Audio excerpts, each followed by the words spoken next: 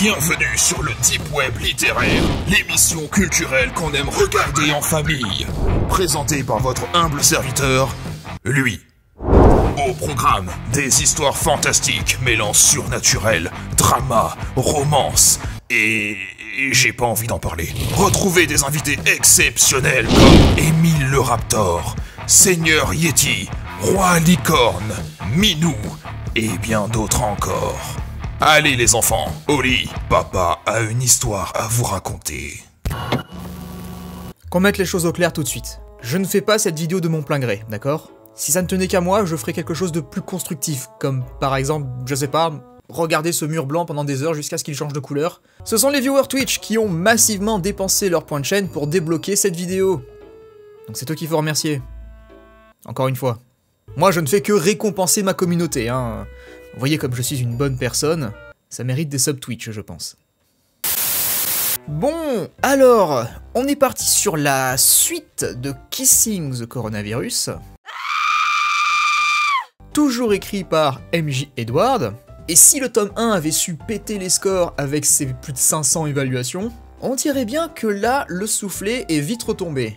Et dans le contexte, j'aurais pu utiliser une autre métaphore, mais bon, je tiens à ma monétisation. Cette fois, on se retrouve avec 33 petits avis, ce qui reste à mon sens encore beaucoup trop d'attention pour ce genre de roman, mais bon. L'auteur a clairement essayé de surfer sur le buzz de son premier livre, lui-même basé sur le buzz du Covid à l'époque, et en vrai, elle avait totalement raison de faire ça. Mais visiblement, ça n'a pas pris très longtemps. Ah ben on se demande pourquoi, hein. Perso, j'ai l'impression d'être face à quelqu'un qui essaye d'étirer une blague qui a fait rire la première fois, en essayant d'y ajouter des variations et en changeant quelques noms, et la blague c'est la même. Et à part peut-être t'arracher un soufflement donné, il n'y a pas de quoi se taper le genou. Avant de se lancer, petit rappel de la fin du premier tome. Elle s'était allongée et avait écouté le cœur de la Covid. Et elle avait fermé les yeux. Et elle s'était reposée. Et s'était reposée. Et... fin. En fait, là, t'es en train de me dire que si je veux la suite, enfin, si je veux terminer le paragraphe, faut que j'achète le deuxième tome, c'est ça ? Voilà, maintenant que vous avez ça en tête, vous pouvez l'oublier, parce que ça n'a plus rien à voir. 8 mois se sont écoulés depuis qu'un incident de laboratoire a coûté la vie aux meilleurs scientifiques du monde chargés de trouver un remède à la Covid-19. Maintenant que le programme de vaccination est en cours, le docteur Kelly Coldron travaille jour et nuit pour assurer la vaccination de la population contre cette maladie mortelle. Le seul problème, c'est que ça interfère avec sa vie sexuelle. Alors, c'est littéralement la même trame scénaristique que le premier tome, hein. C'est juste que là, le skin du perso a changé. Et ça me fait mal d'utiliser le terme trame scénaristique. Lorsqu'un patient canon entre dans son bureau pour se faire vacciner, le docteur Kelly est horrifié de découvrir qu'il a déjà reçu une double dose. Mais son horreur tourne au charme quand l'homme se transforme en tout ce qu'elle n'avait jamais souhaité, jusqu'à ce qu'un visage familier plonge l'ensemble du programme de vaccination dans la tourmente. Bon là j'ai rien compris, hein, mais vu que t'as écrit beaucoup de mots, je vais faire semblant. Vous êtes chaud ? Moi non plus. Allez. Le docteur Kelly Coldron s'enfonça le hot dog dans sa sauce bolognaise. Attends, quoi ? J'ai sauté des pages ou quoi là ? Qu'est-ce qui se passe ? C'est littéralement la première phrase du livre. D'habitude, on a un peu plus de développement, on a un peu plus de... Ah non, là l'exposition c'est pour les tapettes, hein. Là, on entre directement dans le vif du sujet. Et n'y voyez là aucune métaphore. Donc, elle s'enfonce le hot dog dans sa boîte aux lettres qu'elle avait gardé au chaud toute la matinée dans son thermos. Elle avait l'intention de manger le délicieux tube de viande pour son déjeuner. Tu voulais pas juste prendre une pasta box comme tous les gens normaux sur Terre, sans déconner ? Bon, cela dit, je veux pas savoir ce qu'elle aurait fait avec.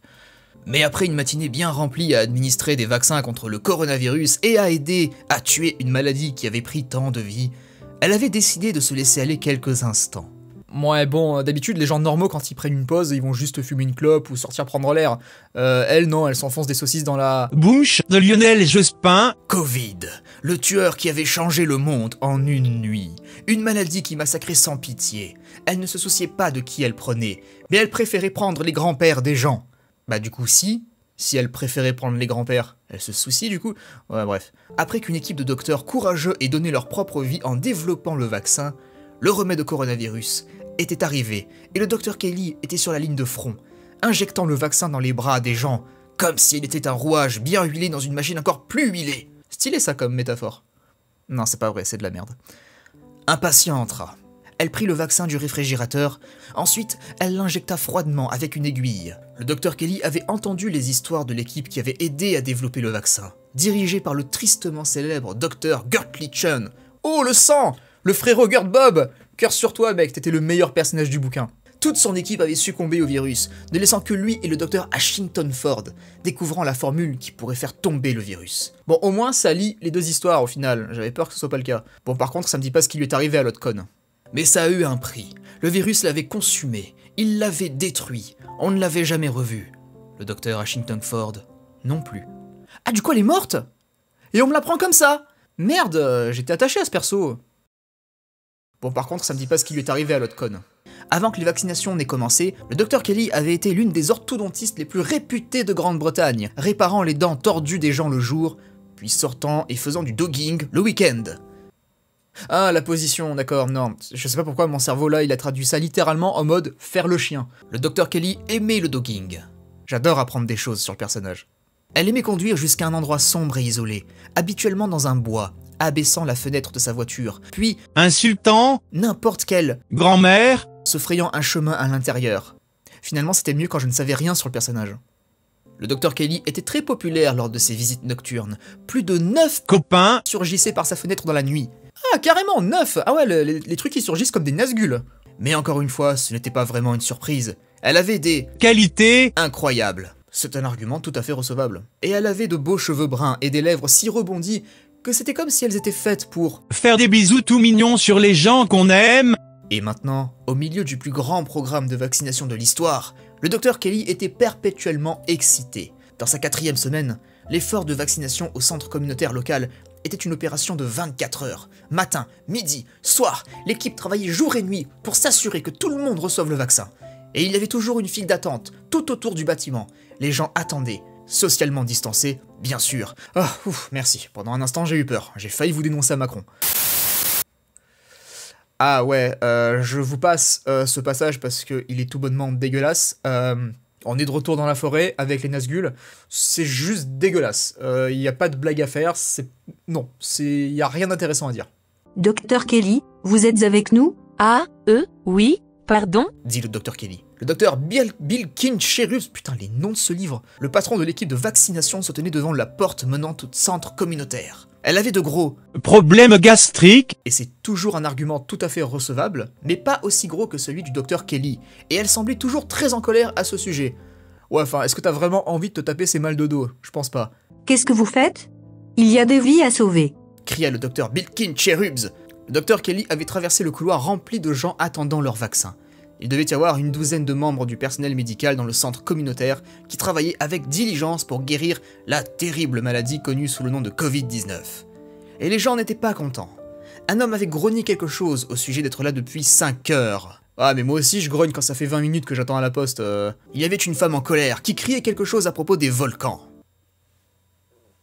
Un mec sexy avec des abdos et des biceps aussi larges qu'une jambe d'éléphant. Et pour rajouter du stress, le Dr Kelly avait un hot dog logé dans sa cave à vin. Ah oui, c'est vrai, il y a ça, j'avais oublié. Ouais. Et parce qu'elle l'a pas enlevé du coup, hein. J'ai sauté des passages, mais elle le garde. Elle garde la saucisse, d'accord? Gardez cette information cruciale dans votre tête, parce qu'elle ne vous servira à rien. Elle ne pouvait pas nier le fait que ça faisait du bien, j'en doute. Après, j'ai pas fait l'expérience. Le Dr Kelly avait atteint sa salle de vaccination. Une foule de gens grondant et grognant à l'extérieur. C'était une chambre de taille moyenne, avec un lit double d'un côté sur lequel certains patients aimaient s'allonger dessus, et un bureau de l'autre. Il y avait aussi une photo d'une fleur sur le mur. Le Dr Kelly ne savait pas quel genre de fleur. On s'en tape. Peut-être une marguerite, ou quelque chose comme ça. On s'en tape toujours.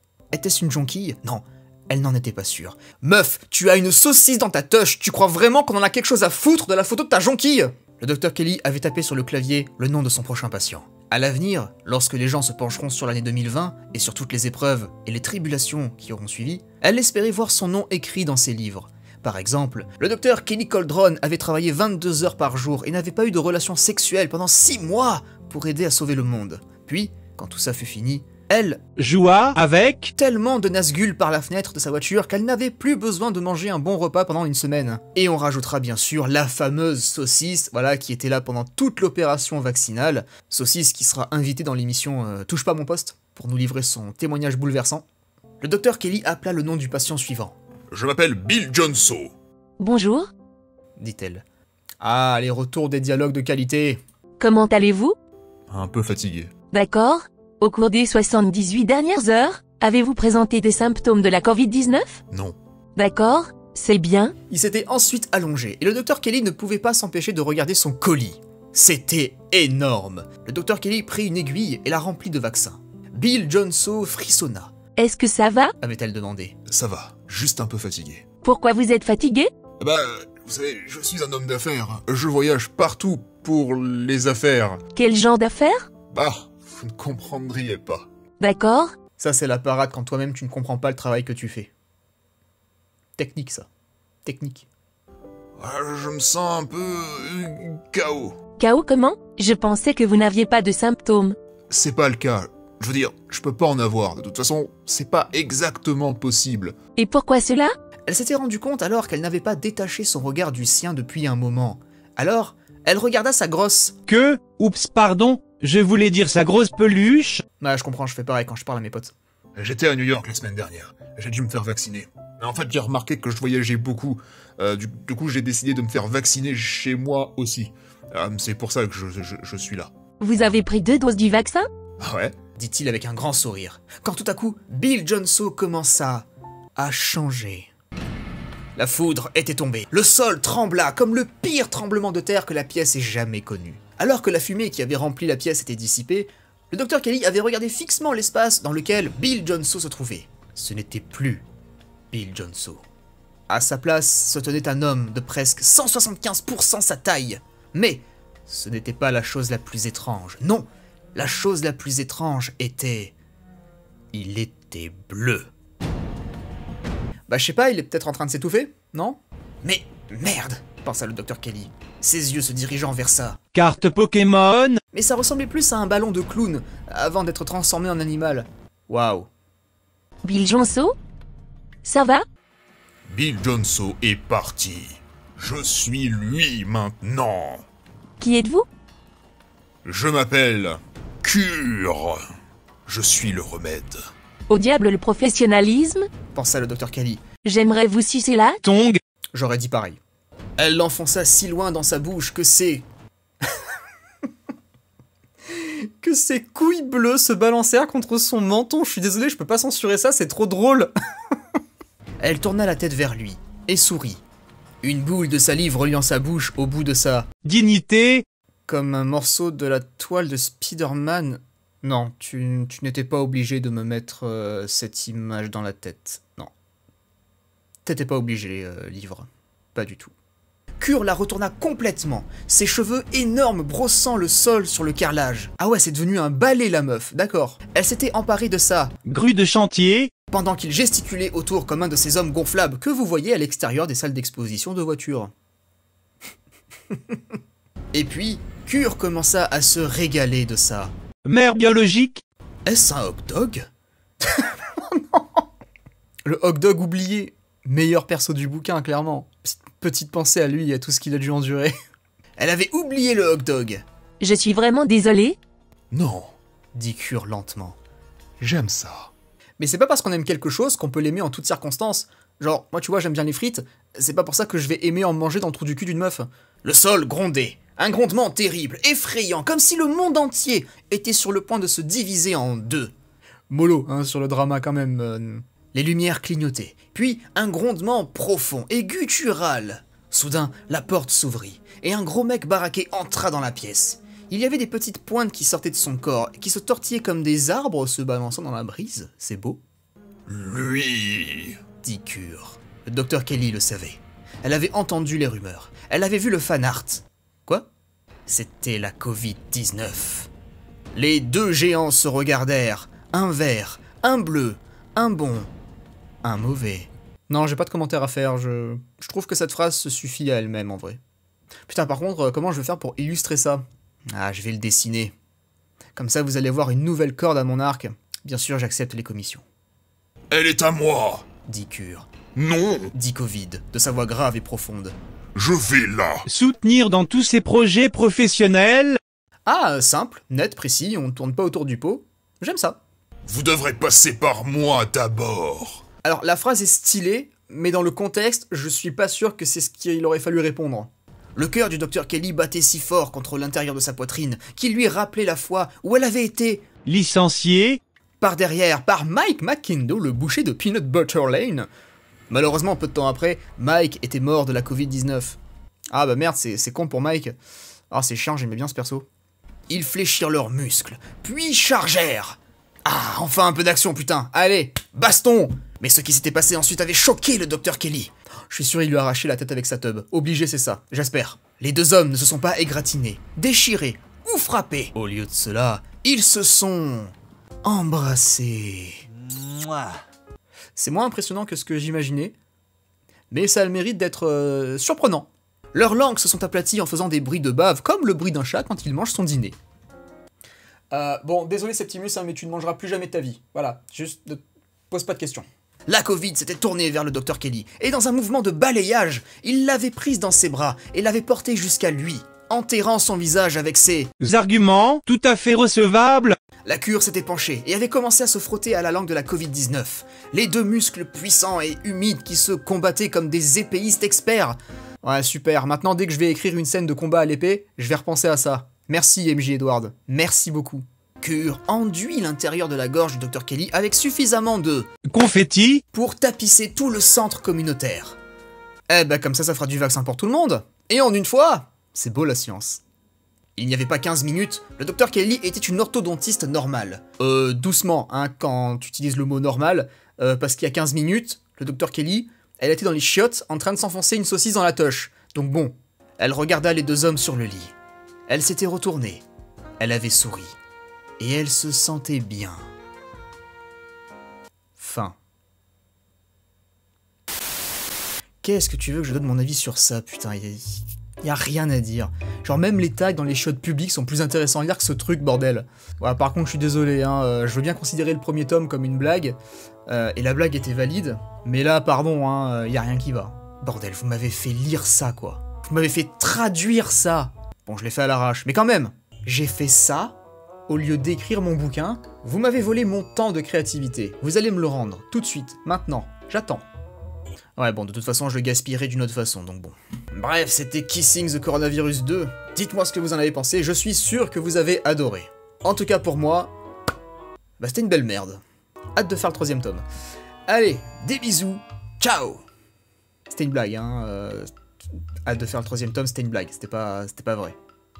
Non, mais je le précise parce que je vous connais, hein. Zoubi.